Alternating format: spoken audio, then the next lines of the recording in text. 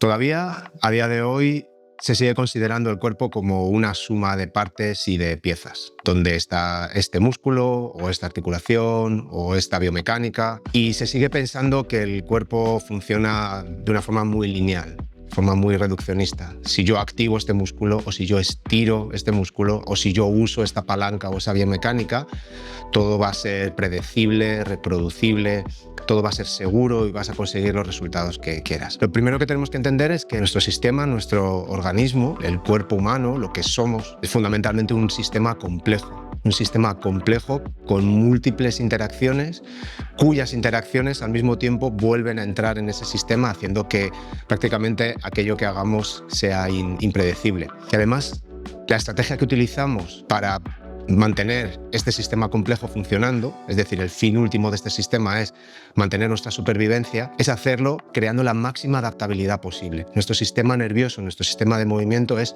sumamente adaptativo. De hecho, podríamos decir que es su característica principal. Está hecho para adaptarse y que en esa adaptación podamos sobrevivir. Y nos adaptamos no solamente desde el punto de vista del entorno, del contexto, con las tareas que ejecutamos, sino también en sociedad. Nos adaptamos con los comportamientos y con las actitudes que tenemos en el mundo. De forma que todo esto es una amalgama de inputs, es una amalgama de variables que hace que sea muy poco predecible la forma en la que queremos conseguir resultados o queremos lograr nuestros objetivos o queremos aprender a completar más tareas o aumentar nuestra capacidad de acción.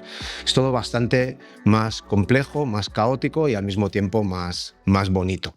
Por tanto, el problema de aprender ejercicios sin realmente entender por qué lo hacemos, sin tener unos principios, unos fundamentos debajo, sin saber exactamente cuál es el manual de instrucciones de nuestro cuerpo, las líneas maestras por las que las cosas pueden ir en una dirección o en otra, es que podemos caer en la copia, en copiar diferentes formas, copiar ejercicios, copiar técnicas, en repetirlas sin ningún tipo de criterio, simplemente repetir lo que me ha dicho mi maestro y crear esta jerarquía en el que mi maestro es el que sabe, mi profesor es el que tiene más conocimiento, me dice cómo son las cosas y yo lo repito y yo se lo traslado a mis alumnos, ¿no? A las personas que trabajan conmigo. Por tanto, siempre creamos este bucle en el que dependemos de las instrucciones de alguien más, de alguien que está fuera de nosotros. Por tanto, no tener este marco mental, este modelo mental, este marco de trabajo un poquito más abierto que nos permita tomar decisiones en tiempo real,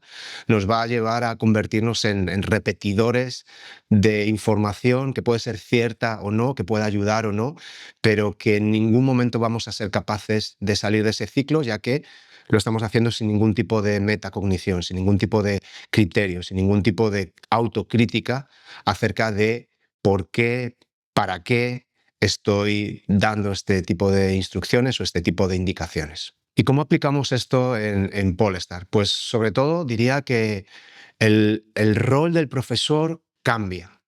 Ya no somos un entrenador, ya no somos un instructor, sino que somos un facilitador. Somos una guía y somos un elemento más de feedback. Somos como un espejo. Hacemos muchas menos correcciones y permitimos mucha más exploración e interacción en el entorno. Queremos dar feedback para ayudar a que las personas vean aquello que están perdiendo y ayudarles a llegar un poquito más rápido. Pero tenemos mucho cuidado en la manera en la que lo utilizamos para que la persona no se acostumbre a estar constantemente sacando su foco de ellos mismos y poniéndolo en nuestra información. Por tanto, nuestra tarea como profesores es crear contextos que generan oportunidades que producen saliencia en el sistema nervioso, es decir, que hace que sea mucho más fácil de ver y de querer jugar con ellos. Es decir, nuestro sistema nervioso empieza a ver cosas que antes no veía porque estamos utilizando el contexto para crear esas oportunidades para que el sistema nervioso se dé cuenta dónde está la solución.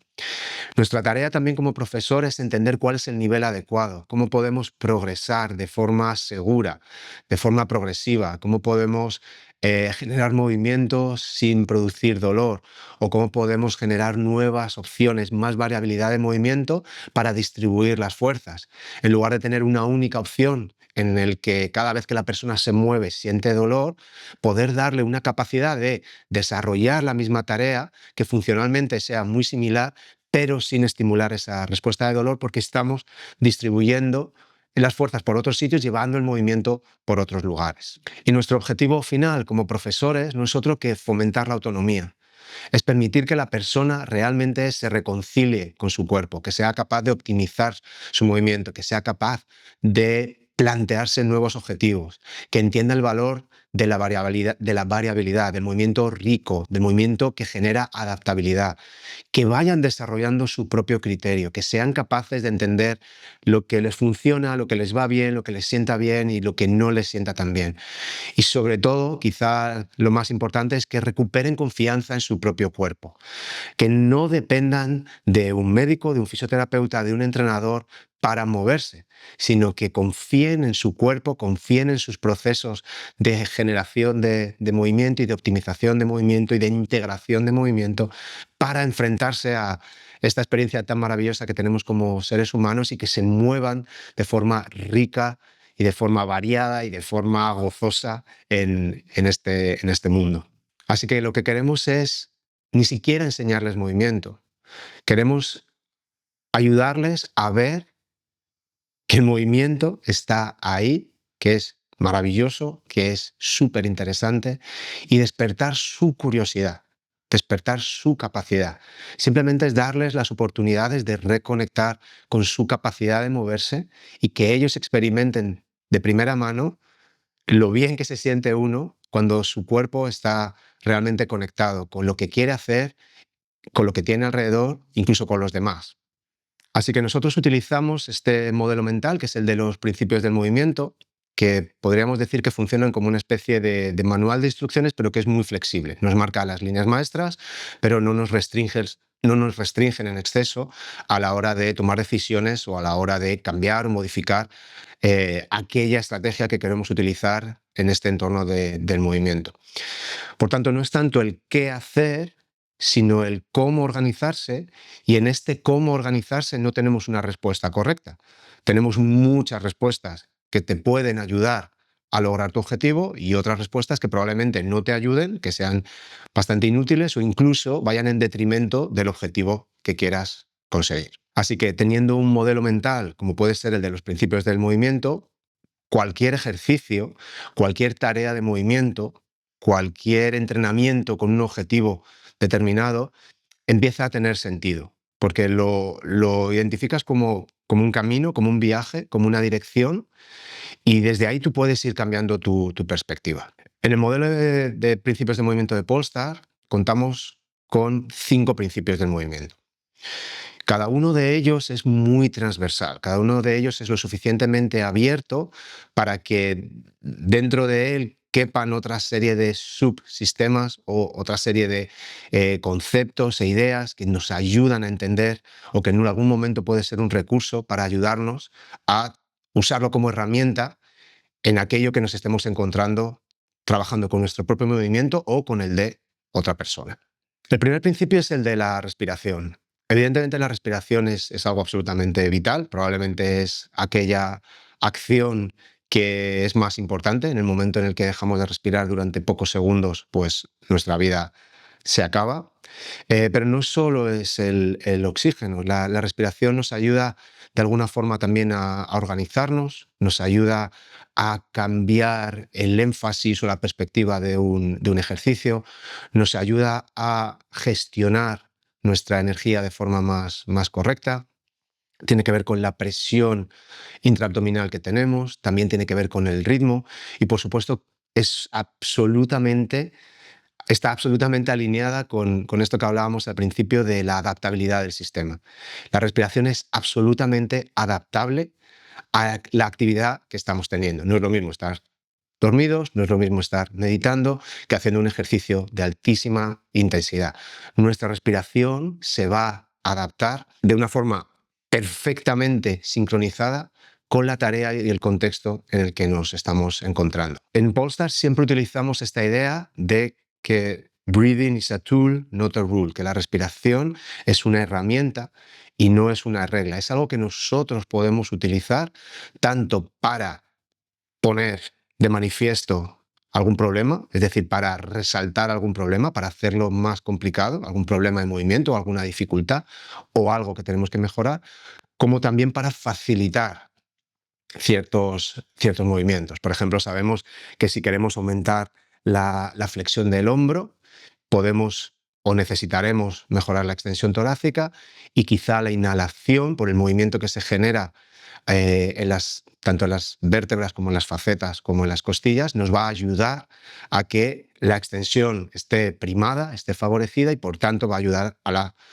flexión del hombro. Esa sería una forma de utilizar la respiración para ayudarnos. También lo podríamos utilizar para complicarlo, para hacerlo más difícil. Podríamos, por ejemplo, en una tarea en la que necesitamos mucho control central, mucha compresión en el centro porque estamos soportando grandes cargas o una palanca muy grande, a lo mejor queremos entrenar y exponernos a una inhalación, que lo que va a hacer es generar ese momento de extensión, por tanto, poner en desventaja mecánica nuestro tronco, y eso lo podemos utilizar para exponernos a ese patrón y de alguna forma entrenar nuestro control, nuestra estabilidad, en este caso, utilizando la herramienta de la respiración como un elemento desafiante, como algo que nos está haciendo la vida más complicada para que luego en el momento de la tarea lo podamos realizar de forma más proficiente, más eficaz, con menos esfuerzo. Y la respiración tiene una relación absolutamente directa con el movimiento. Digamos que nos movemos también como respiramos y respiramos también como nos movemos. Tiene que ver con la elasticidad de los tejidos, con la capacidad tanto de expansión como de complianza, como de retorno, de devolver elásticamente esa energía, y de esta zona torácica que muchas veces se queda muy rígida y tiene muy poca movilidad, ser capaces de estar constantemente estimulándola y utilizándola de forma más móvil y más elástica. De alguna forma, la respiración ayuda a que la caja torácica, nuestro torso, se mantenga estable, pero de forma dinámica, que sea estable dinámicamente, que no necesite de la rigidez para aquellas tareas que estamos desarrollando en nuestra vida diaria constantemente. Así que en esta relación entre la respiración y el movimiento, podríamos decir que cuando la respiración es más pobre, cuando la respiración tiene muy poquito margen, muy poquito umbral, muy poquitas posibilidades, muy poca variabilidad, el movimiento también de alguna forma se fragmenta, el movimiento se hace más compartimentalizado y perdemos capacidad de integración y capacidad de adaptarnos a la tarea que estamos realizando. Y también es muy común que aparezca rigidez que es innecesaria y que es excesiva. Muchas veces en la musculatura accesoria del cuello, muchas veces en los pectorales, a veces en los músculos abdominales o en el suelo pélvico. Nuestro sistema intenta compensar esta falta de estabilidad dinámica con una rigidez que es innecesaria. Y una de las vías de poder mejorar o optimizar todo este proceso es a través de la respiración. Por tanto, respirar mejor o respirar de una forma más óptima tampoco es que sea un fin en sí mismo, sino que es un medio y al mismo tiempo es una consecuencia, es un medio para moverte mejor y es una consecuencia de moverte mejor. Es un bucle, es una espiral que está constantemente retroalimentándose. De ahí la importancia de la respiración dentro de nuestro modelo mental de los principios del movimiento. El segundo de los principios es el principio de movilidad. Y cuando hablamos de movilidad no hablamos de estirar más o de hacer más estiramientos o de flexibilidad. Hablamos de algo bastante más complejo, más rico y más interesante. Aquí hay como dos grandes categorías que nos viene bien distinguir y entender. Por un lado tendríamos la movilidad pasiva, es decir, es aquella movilidad en la que alguien te está moviendo, en el que algo, algún elemento externo, te está moviendo. Y luego tendríamos lo que es la movilidad activa, y es cómo te organizas tú para moverte en el espacio. La movilidad pasiva puede generar un cambio muy a corto plazo, incluso también puede generar algún efecto de bienestar, a veces puede reducir el dolor. Si tú crees firmemente que ese estiramiento o esa movilidad pasiva te va a prevenir lesiones, es probable que así sea, aunque no hay una evidencia muy clara en ese aspecto. Y la movilidad activa, en cambio, es cómo yo de forma consciente, usando mi ciclo de percepción, de intención, percepción, acción, es decir, mi ciclo de creación de movimiento, estoy ejecutando movimientos de forma activa y muchas veces controlada.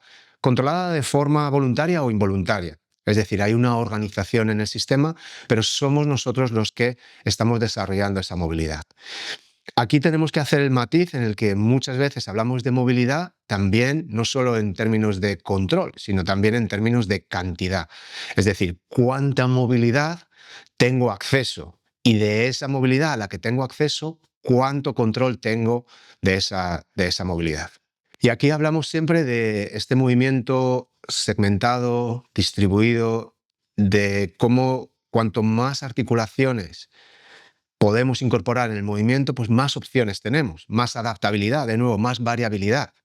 Menos repetimos el mismo patrón, menos veces pasa el movimiento por unas pocas articulaciones que nuestro sistema de movimiento recurre siempre de forma muy clara, de forma muy habitual, es un patrón constante en el que ese tejido, esas articulaciones están siempre trabajando a destajo porque no tenemos más opciones. No tenemos opciones a nivel de tejido, a nivel de cómo está la fascia, cómo está el músculo, cómo está la cápsula de las articulaciones, pero también a nivel de movimiento, es decir, cuánto puede mi sistema nervioso generar ideas, planificar movimientos y al mismo tiempo ser capaces de ejecutarlo. Por tanto, esta idea de movilidad para nosotros se une mucho con la idea de distribución del movimiento.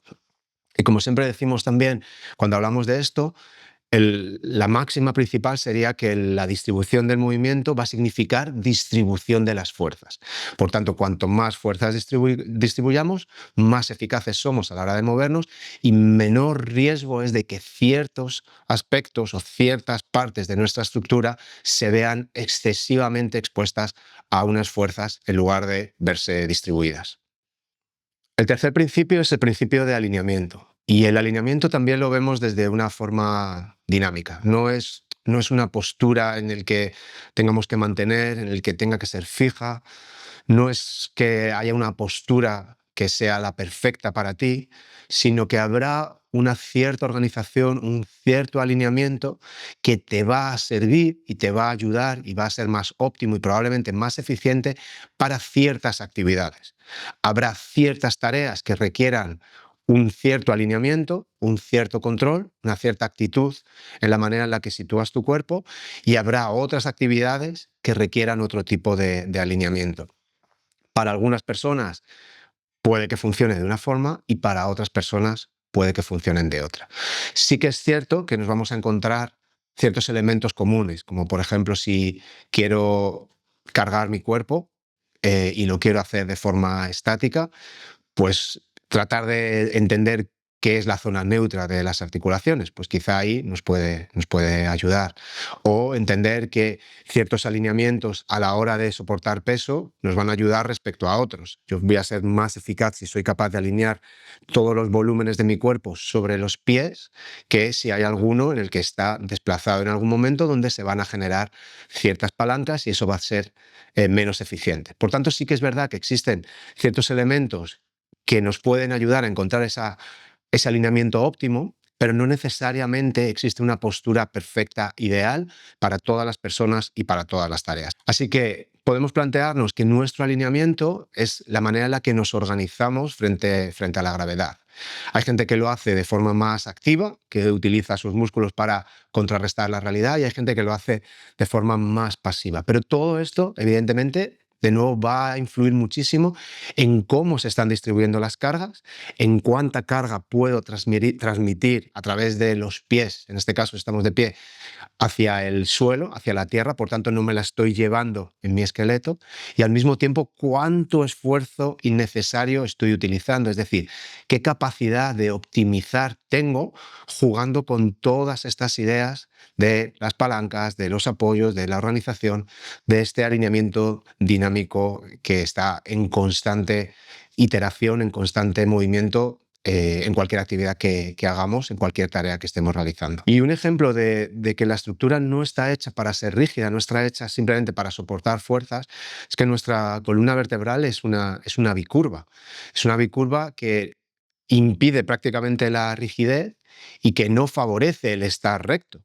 sino que genera esta capacidad más elástica, más de amortiguación, genera que haya diferentes puntos de anclaje en las articulaciones y que podamos organizarnos y que podamos estar estables dentro de muchas posiciones.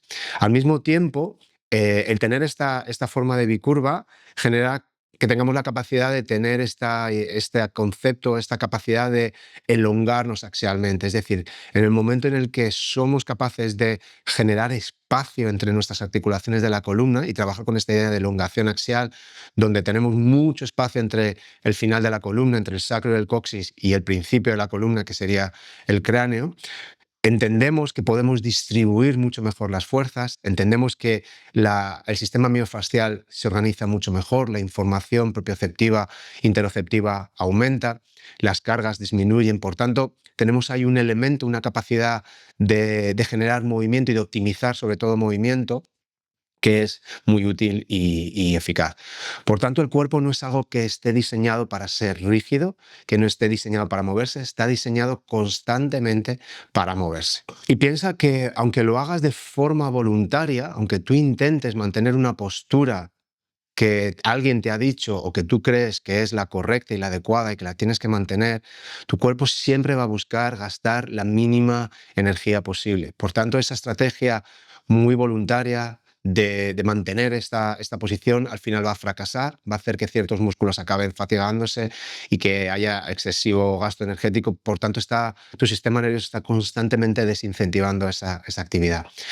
Y de forma involuntaria, nuestro cuerpo siempre va a buscar este ahorro energético, pero muchas veces lo va a hacer con estrategias que a largo plazo no van a ser las más adecuadas. Eso nuestro sistema nervioso no lo sabe, no es capaz de predecirlo. Nosotros quizá sí que por experiencia y por el conocimiento que podemos adquirir, podemos inferir que ciertas estrategias a largo plazo puede que generen algún tipo de problema. Y desde ahí podemos, sobre todo, no solo reducir o eliminar ese tipo de estrategias, sino crear más variabilidad, crear más opciones para que nuestro cuerpo sea capaz de ser energéticamente óptimo en más posiciones que en una sola, sobre todo si esa es, como decía antes, una posición que mantenemos de forma voluntaria. El cuarto principio es el principio de control.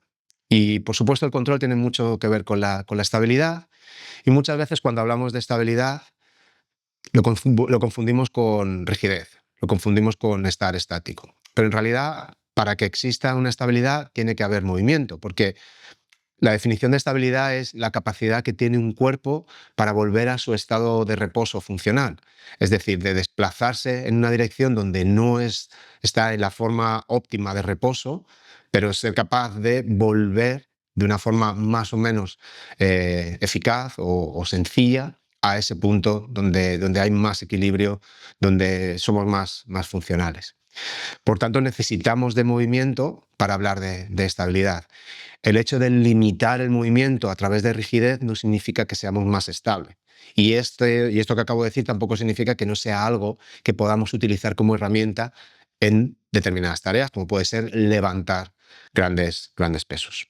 Así que el trabajo de estabilidad, nuestro control motor, más que en activar de forma voluntaria y en no mover el cuerpo y mantener la zona neutra y en trabajar de una forma biomecánicamente correcta según el criterio de quien sea, cualquier experto, tiene mucho más que ver con la coordinación entre nuestros sentidos, nuestra propiocepción, nuestras articulaciones, nuestros músculos, nuestro sistema facial, el timing de activación que utiliza nuestro sistema nervioso, cómo genera más input en los estabilizadores en determinadas tareas o cómo genera más excitación en músculos movilizadores. Toda esta regulación entre qué músculos tienen que activarse, qué otros músculos tienen que inhibirse, qué músculos tienen que generar la acción, qué músculos tienen que estabilizarlo, cuáles son los agonistas, los antagonistas. Toda esta sinfonía que nos ayuda a movernos de la forma tan variada y rica que tiene el ser humano, se tiene que ir formando de forma bastante inconsciente. Es decir, se va generando a través de nuestras experiencias en este entorno. Y para eso tiene que haber una riqueza de tareas, tiene que haber un entorno también que lo favorezca y sobre todo ayuda mucho el estar presente, el ser consciente qué es lo que está sucediendo, porque ahí podríamos meter una vía más de información que es tratar de identificar cuáles son aquellas iteraciones que nuestro sistema nervioso hace que funcionan y cuáles no. Pero no es esta la única forma que tenemos de organizarnos, no es la única forma de tener control. No siempre tenemos que estar diciéndole a nuestro sistema nervioso de forma voluntaria, consciente, cómo hacer las cosas, sino que es más interesante exponernos a esa tarea y jugar con esa tarea de forma que haya emergencia de oportunidades, que sea lo suficientemente variable y el contexto y la tarea sea lo suficientemente desafiante para que nuestro sistema de movimiento sea capaz de resolver ese tipo de problemas. Así que podríamos pensar que nuestro sistema de movimiento, que es esta sinfonía de organización muy compleja, muy bella, tiene una especie de director de orquesta que es invisible, pero no está pensando en cada músculo, no está diciéndole al psoas que si se tiene que inhibir o si se tiene que rigidizar o si se tiene que activar aquí o allá.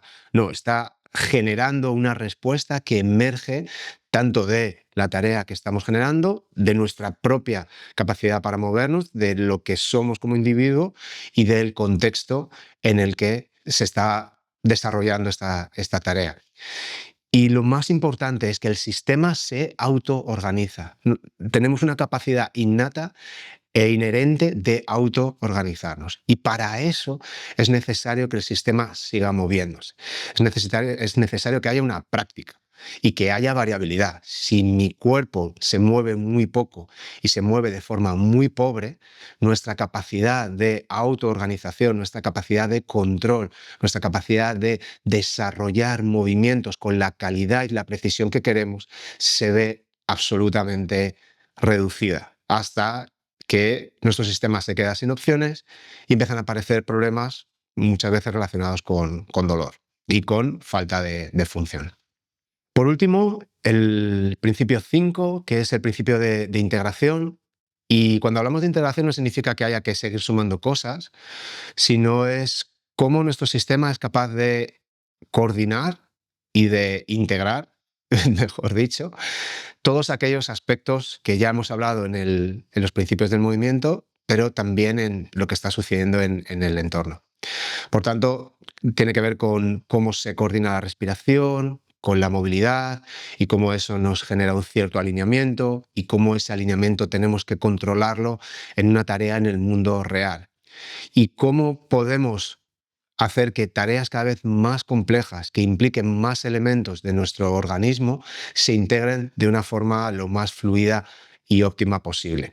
El principio de integración es algo que está presente en todo momento, pero que se hace más evidente a medida que la tarea es más compleja y requiere mayor precisión. Y aquí de nuevo tenemos que poner el foco en la tarea. La tarea es lo que realmente incentiva el movimiento. Tenemos un objetivo, tenemos algo que queremos hacer, queremos cazar o queremos trepar o queremos nadar o queremos correr para huir y luego el cuerpo es capaz de encontrar una solución. Y en este proceso en el que busca el máximo ahorro energético y la máxima optimización, va a ir refinando todos estos procesos e integrándolos de forma que no necesitemos poner mucho esfuerzo cognitivo, mental, ni hacerlo de forma voluntaria y que tengamos ancho de banda disponible para hacer otro tipo de tareas. Ese sería el proceso en el que nuestro sistema nervioso va integrando el movimiento. Y aquí solemos utilizar esta idea de Bernstein de repetición sin repetición. Es decir, podemos practicar la optimización de ciertos movimientos o de ciertas tareas, manteniendo la misma intención, pero permitiendo la variabilidad en la ejecución. Es decir, no estamos buscando una técnica específica, concreta, correcta, muy cerrada, sino que dentro de la intención que tenemos respecto al objetivo de una tarea, van a surgir oportunidades en las que nosotros vamos a permitir que la variabilidad emerja. Y ahí es donde empieza a aparecer un movimiento que es mucho más funcional, que tiene una transferencia real a la vida real y que sobre todo permite este proceso de integración. Permite que elementos inconscientes de nuestro sistema nervioso empiecen a tomar el control para optimizar el movimiento. Así que una idea que es muy interesante y que a mí me ayuda a entender cómo nos enfrentamos a la hora de enseñar movimiento es que nuestro sistema nervioso responde mucho mejor al objetivo de una tarea, a tratar de resolver el problema que genera una tarea, que a una orden. Podemos utilizarlo también, pero en el proceso de integración, en el proceso de optimización de movimiento, es mucho más pobre y al final nos vamos a encontrar con un callejón sin salida. Así que los principios del movimiento es un marco teórico, no es una serie de recetas. Al principio parece que es más complejo, que no nos ayuda, nos genera muchas dudas, mucha incertidumbre, pero eso está perfecto, porque realmente ese es en el entorno donde podemos aprender. De ahí de las dudas, de la curiosidad, de la fricción de no entender algo, de sentir que eres tonto, que no consigues entender esto que te están contando, de ahí es donde surge el aprendizaje. El aprendizaje no surge de repetir lo que un profesor o un maestro me está diciendo. Así que el movimiento no solamente va a cambiar tu cuerpo, sino que va a cambiar la relación contigo mismo. Te va a cambiar de forma integral. Y sobre todo, va a cambiar la forma en la que te enfrentas a los retos de la vida, tanto de movimiento como que no sean de movimiento. Así que nada, se ha llegado hasta aquí. Supongo que te interesan los principios, te interesa el movimiento. Tenemos un montón de recursos que son gratuitos para que sigas explorando. Puedes descargar el ebook que tenemos de los principios del movimiento. Y luego, si quieres todavía profundizar más, tenemos el curso de principios de movimiento, la parte esencial, la primera capa en la que desarrollamos todo el modelo teórico de los principios. Y también está el libro traducido al español de Brent Anderson de los principios del movimiento. La idea es que este marco teórico te ayude a seguir aprendiendo con criterio. Esto no es lo único, esto es simplemente un punto de partida, un escalón que te ayude a construir una práctica, que te ayude a ser mejor persona en movimiento, mejor instructor, incluso mejor alumno, si te ayudas de otros profesionales en este camino del movimiento. Fíjate la potencia de esto que estamos diciendo. Cuando eres capaz de entender ciertos principios de movimiento, cuando entiendes qué es lo que es el movimiento y qué sucede cuando practicas, si el cuerpo se ha convertido en un problema para ti, en una fuente de dolor, de incomodidad, te hace sentirte inseguro, vas a ser capaz de cambiar ese problema y convertirlo en un aliado. Es decir, la misma fuente de esos problemas, que es tu cuerpo, se va a convertir en el aliado que te va a permitir cambiar eso a encontrar alegría a la hora de moverte, a sentirte bien contigo mismo, a mejorar tus capacidades, a sentirte más funcional, más útil y entender que eres capaz de seguir desarrollando esta habilidad tan maravillosa de movernos de forma rica y variable en este planeta y sentirte orgulloso de ello, sentirte feliz de seguir consiguiendo aquello que en un momento era tu fuente principal de problemas. Por tanto, vuelve a reconciliarte con tu cuerpo, vuelve a mirarlo con curiosidad, trata de generar esa confianza y poquito a poco, de forma progresiva, vas a cambiar lo que es tu enemigo, que es tu cuerpo, en un aliado.